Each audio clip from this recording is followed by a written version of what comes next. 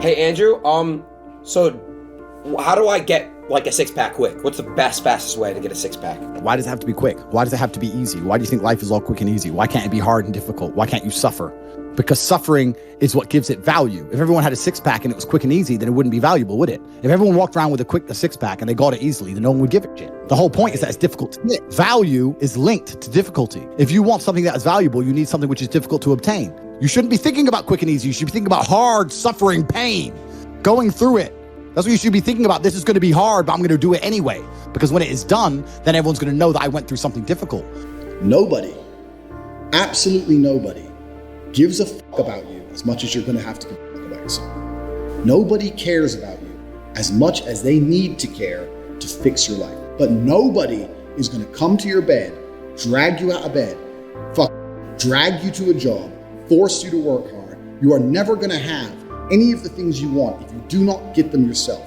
And the only person who's going to make me happy and live a life that I want to live is me. Nobody's going to do it for me. People say, Tate, what motivates you? And I find that I think that's a stupid question. I was a 4-time kickboxing world champion. For 12 years, I trained 5 hours a day, 6 days a week. And I was motivated to train probably about 25% of the time. The rest of the time I went because I am disciplined. If I wake up and I'm unhappy, I will do the exact same things as if I am happy. I will go to the gym the same. I will work the same. How I feel has no impact on how I live my life. We're grown-ups and we have responsibilities and we have problems and we have pressure, and you don't necessarily have to be happy to perform, you know, and happiness will come at the end of the performance anyway. But if your number one goal as a man, if your number one mission in life is just to be happy, that's going to be an extremely vaporous existence, and you're not going to be a man of substance. Your ability to deal with stress, the amount of stress you can deal with as an individual, is directly correlated to your success level. If you can deal with stress all day, you're going to be successful. If you collapse under stress, you're not going to be successful. There's no way to the top without stress involved. But there is a massive correlation between success in life and stress tolerance. The more stress you can tolerate, the better your life's going to be. One of the only things in this world you can control is your state of mind. You can't control the weather. You can't control other people. You can't even control your health. One of the very few things in the world you have genuine control over is your state of mind. If you can't control that, then you're just a feather in the wind, and life's going to blow you around. I can't imagine truly wanting to quit something and not being able to quit. I can't imagine it. When I talk to people who say, I want to quit smoking, I say, when? They go, oh, well, soon. Well, that means you don't want to quit. You want to keep smoking for a while and quit later. I can't imagine a mind frame or a mindset where I want to do something and can't do it. It's almost difficult for me to answer that question, because if you have that kind of mind, if your mind is so fundamentally broken that you cannot do with your own mind what you want to do, then you're just, right? Life is hierarchical. There's always going to be kings and there's always going to be peasants. If you have a mind that you can't control, then you're never going to be a king. You're going to be a peasant. That's your life. You have a peasant's life ahead of you, and that's your destiny. Enjoy, right? There's always been peasants. That's life. But I believe that the most important thing you can do as a man is to gain control of your mind. Once you have control of your mind, life is so ridiculously easy. People say to me, Tate, you're in good shape. All you do is drink vodka and travel the world. You're never even home. You never even have a gym. How do you do it? It's ridiculously easy if you control your mind. If I decide to do 1,000 push-ups, I'll do them. Maybe I have to do them one at a time. Maybe I'll get tired. Maybe I need a break. I'm going to do 1,000 because I said I'm going to do 1,000. Everyone knows what they're supposed to do. You either control your mind or you don't. And all of these things stem from the same problem. It's something you can do. It's something that is learned. It's something that is taught. Depression is the ultimate motivation. If you're unhappy with your life and you're depressed, I don't expect you to be popping pills and sitting and laying in bed. I expect you to give me a huge list of everything you're achieving per day.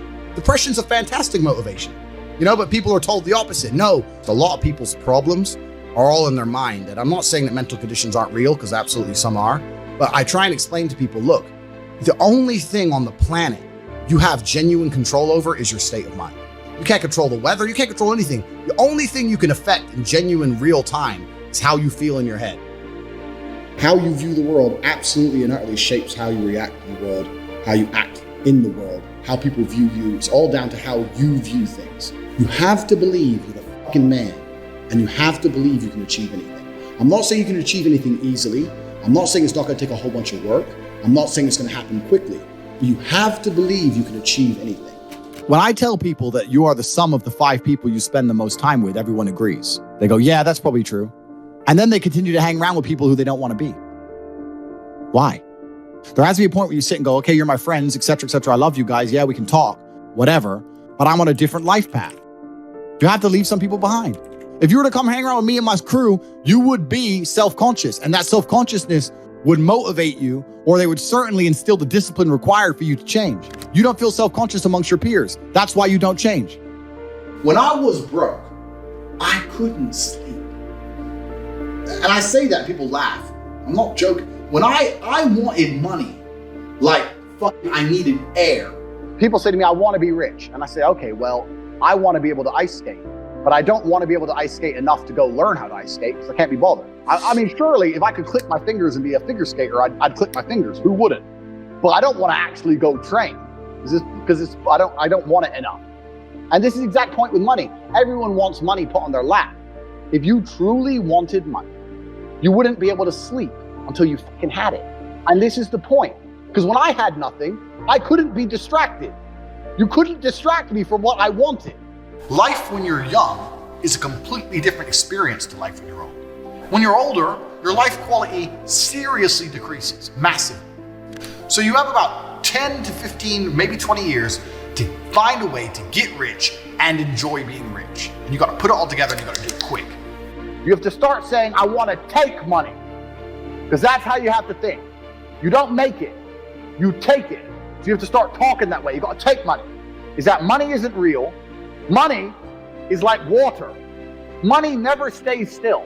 If you can find and identify a place where money is moving, if you can find a place where money is moving and stand in the way, then the money is vulnerable.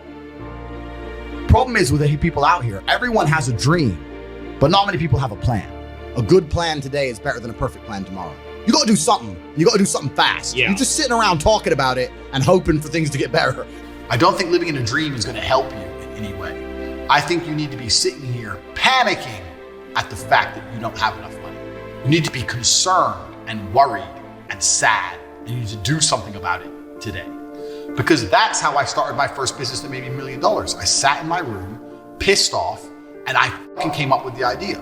Most people see people with things they want and they don't do the second half. They don't try and work out how they got that thing. Oh, my man has a Ferrari. Okay. I wish I had a Ferrari. Okay. They don't sit there and go for an hour. How did he get a Ferrari? It doesn't cross that part is the part they don't want to do, right? They just go, oh, he has a Ferrari. Wish I had a Ferrari. And they go back to TV. Yeah. And that's why they lose. You need to understand that in this world, there's a whole bunch of people doing amazing shit that you are not doing. And that needs to piss you off. Because if it pisses you off, you become motivated all of a sudden. You need to be annoyed, and I'm telling you to be angry. Anger is a fantastic force. You take that anger and you direct it in the correct direction. And listen, you may feel fired up for 10 minutes after this little talk, but you're not going to feel fired up forever. You need to put systems in place. You need to get discipline. You need to get an atmosphere of people around you who are going to keep you accountable and not make it easy for you to continue to be a fucking nobody. And then you're going to fix your life. Otherwise, you're going to stay a nobody. If you were genuinely pissed off about your situation, you would not need me to motivate you. You would motivate your fucking self, and you would do something to change it yourself. Motivation isn't real. Everyone says this. Motivation is not real. Discipline's real. I do not feel like training, but I still train because I'm a disciplined individual. You don't get to go through life only doing the things you feel like doing.